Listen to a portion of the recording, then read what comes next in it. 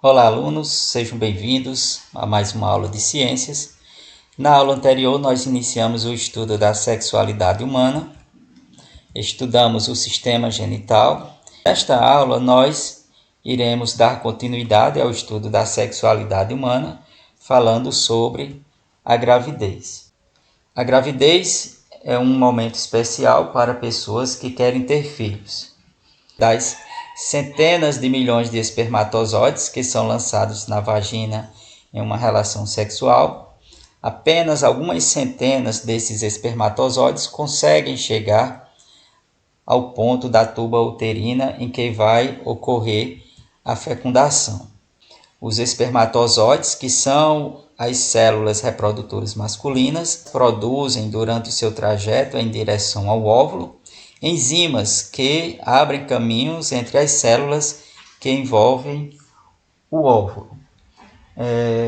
Os espermatozoides, nesse processo, eles furam a membrana celular do óvulo, tá? E assim que o primeiro espermatozoide ele entra no óvulo, então são produzidas substâncias que impedem que outros espermatozoides também entrem no óvulo. Então é importante destacar que a fecundação é a união do espermatozoide com o óvulo.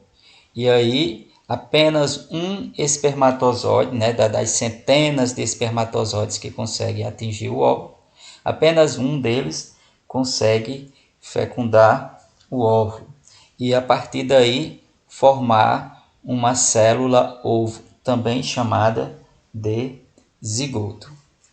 Então a imagem aí destaca para vocês como ocorre essa fecundação.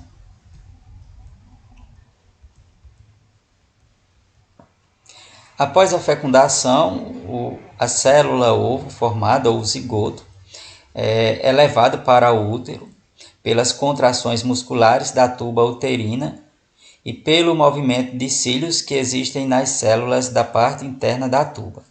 Então veja só, gente, o óvulo fecundado na tuba, ele leva cerca de 7 dias, ou seja, uma semana, para chegar ao útero e se instalar no endométrio. Esse processo de instalação do óvulo fecundado no útero é chamado de nidação.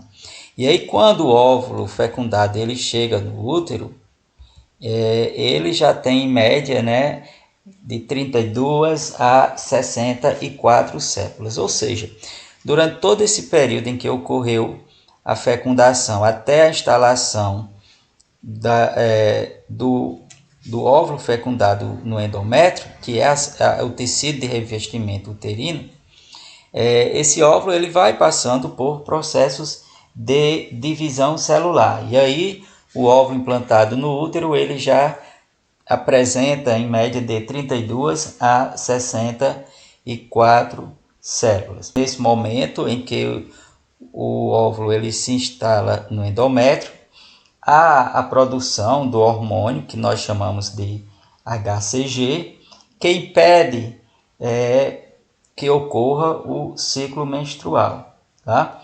Então, a detecção do hormônio ela pode ser feita através da urina ou exame de sangue. E é também importante destacar que uma das maneiras de constatar a ocorrência da gravidez é a ausência do ciclo menstrual, ou seja, a ausência da menstruação. Ao chegar no útero, o embrião ele vai se desenvolver dentro de uma cavidade cheia de líquido. Esse líquido ele é chamado de âmnion e ele tem a função de proteger o embrião contra choques mecânicos quando a mãe se movimenta. E logo nas primeiras semanas de gravidez forma-se a placenta. É através da placenta que o embrião ele recebe o alimento e oxigênio por meio do cordão umbilical. E é por ela que ele elimina os resíduos, como gás carbônicos e outros. A placenta também ela produz hormônios que mantêm o útero em condições adequadas ao desenvolvimento do embrião. Na placenta, o alimento e o oxigênio eles passam do sangue da mãe para o sangue do embrião, enquanto o gás carbônico e outros resíduos seguem o caminho inverso. É importante destacar que o sangue do embrião ele não se mistura com o sangue da mãe, tá, gente? E aí na imagem, detalhes da placenta, né? Um dos primeiros órgãos produzidos depois que ocorre a gravidez. E aí, destaque do cordão umbilical, que conduz os nutrientes, o gás oxigênio para o embrião. A gravidez, gente, é importante destacar que ela dura de cerca de 38 semanas, se for contado da data da fecundação, ou 40 semanas, se for contada a partir do dia da última menstruação. Então, no fim da 8ª semana de gestação, né, depois da fecundação, o embrião já tem os principais órgãos formados. E aí nós podemos chamá-lo de feto. Sua aparência já é reconhecidamente humana, mas ele tem cerca de 2,5 cm de comprimento e pesa em média 15 gramas. O feto ele continua a crescer e a se desenvolver no útero materno. No final do 3º mês de gestação, ele pesa cerca de 30 gramas e tem em média 8,5 cm de comprimento. E aí já é possível observar o movimento dos braços e das pernas. No 5º mês, os movimentos são mais fortes e a mãe começa a percebê-los, a ocorrência desse movimento. Na imagem aí, algumas etapas do desenvolvimento do feto no útero materno. E aí temos 11 semanas, ele já tem essa forma que vocês estão vendo aí. 3 meses, aí 5 meses, 6 meses e aí já no final da gestação. As contrações da musculatura do útero, elas indicam que a hora do parto se aproxima. Então, o âmnio ele se rompe e a criança é empurrada para fora do corpo da mãe através da vagina. Então, nesse caso aí, ocorre o parto normal. Então, veja que no parto normal, a criança, né, ela é empurrada para fora do corpo da mãe pela vagina. Então, na ocorrência do parto, a placenta ela é eliminada do corpo da mãe e o cordão umbilical ele deve ser cortado. Veja aí na imagem o nascimento da criança e o médico fazendo esse procedimento de corte do cordão umbilical. Então a criança passa agora a receber oxigênio pelo próprio sistema respiratório. Então ao nascer o bebê ele pesa cerca de 3 a 3,5 kg em média e tem de 48 a 52 centímetros de comprimento. Os cuidados que a mulher deve ter na gravidez. Então a mulher grávida ela deve ir periodicamente ao médico para verificar se a gravidez está se desenvolvendo dentro dos padrões normais. Deve manter uma alimentação saudável, não pode fumar, não deve beber nem consumir outras drogas. E o conjunto de exames que a mulher deve fazer ao longo da gravidez é chamada de pré-natal. O exame de ultrassom, por exemplo, permite visualizar o feto dentro da barriga da mãe. Realizar medidas corporais e verificar também a frequência cardíaca. Um outro exame que pode ser realizado é a amniocentese, né?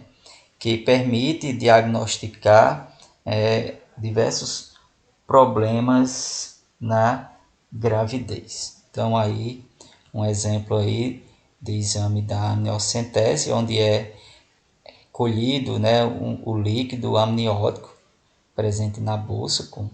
Essa coleta é feita com uma seringa, e também o exame de ultrassonografia, que, como já dito, permite visualizar o feto, a maneira como ele está no útero materno, também o sexo do bebê, se é masculino ou feminino, e as batidas do coração.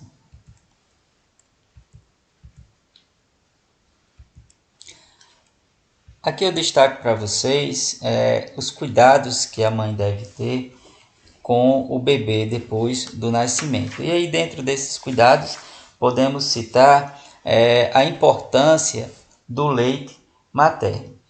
A Organização Mundial de Saúde, a OMS, ela recomenda que se alimente a criança exclusivamente com leite materno até os 6 meses de idade. A adição de outro alimento só deve ocorrer mediante orientação médica. E aqui eu destaco algumas vantagens do leite materno, tanto para a criança como também para a mãe. Então, o leite materno é um alimento de fácil digestão, vai evitar problemas digestórios na criança, né? Menor probabilidade de reações alérgicas, ou seja, não tem contraindicação, né? O leite materno não tem contraindicação. Ele contém também anticorpos que protegem a criança contra vírus, contra bactérias, contra doenças, né? O leite materno ele também proporciona maior contato entre a mãe e o filho, já que o hábito de amamentar a criança faz com que a mãe e o filho mantenham essa ligação afetiva. Diminui o risco de câncer de mama. Quanto mais a mãe amamentar, menor será o risco dela desenvolver o câncer de mama. Evita hemorragias depois do parto. Acelera a volta do útero ao tamanho normal, né? Depois que a mulher engravida, o útero ele aumenta de tamanho, e aí ao longo da amamentação esse útero ele tende a voltar mais rápido à sua normalidade. Bom, aqui nós vamos falar sobre os gêmeos. Você conhece alguém que tem um irmão gêmeo, como esses que vocês estão vendo aí na figura?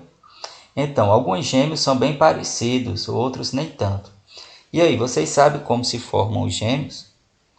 Pois bem, gente, em geral, um óvulo, que é a célula reprodutora feminina, ao ser fecundado, ele dá origem apenas a um embrião. Acontece que, às vezes, porém, as células que resultam das primeiras divisões, né, do zigoto, que é aquela primeira célula, a célula fecundada, se separam em 2 ou mais grupos independentes, e cada um grupo origina um embrião completo. Então, veja só, os gêmeos eles podem se formar de 2 maneiras, e aí, dependendo das maneiras como eles se formam, eles podem ser chamados de gêmeos idênticos ou gêmeos fraternos. Os gêmeos idênticos, também chamados de univitelinos ou monozigóticos, eles se formam a partir de uma mesma célula ovo. Veja aqui esse processo. O espermatozoide ele fecundou o óvulo, e aí acontece que esse óvulo ele sofreu uma divisão, ou seja, a célula fecundada ela se dividiu em 2 células. E aí, ao se dividir em 2 células, cada uma delas se desenvolveu independente. E daí formou-se os gêmeos idênticos. É importante destacar que os gêmeos idênticos eles são do mesmo sexo.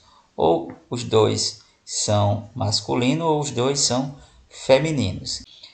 Os gêmeos fraternos ou bivitelinos ou também dizigóticos, eles se formam a partir de células fecundadas de forma distinta. Por exemplo, isso pode ocorrer quando a mulher ela produz mais de um óvulo, ou seja, quando mais de um óvulo é lançado na tuba uterina. Nesse caso aqui, um exemplo, a mulher ela produziu 2 células reprodutoras, ou seja, 2 óvulos, e cada um desses óvulos foi fecundado por um espermatozoide diferente. Então, aqui um espermatozoide fecundou esse óvulo e outro espermatozoide fecundou esse outro óvulo. Então, cada óvulo teve seu desenvolvimento e aí cada um originou um bebê. Esses gêmeos são chamados de gêmeos fraternos. Eles podem ser do mesmo sexo ou de sexo diferentes. E eles não são muito parecidos, ou seja, não são idênticos um com o outro. Eles já são um pouco diferentes. Bom, gente, assim finalizamos nossa aula sobre a gravidez humana. Espero que vocês tenham compreendido. Um forte abraço e até a próxima.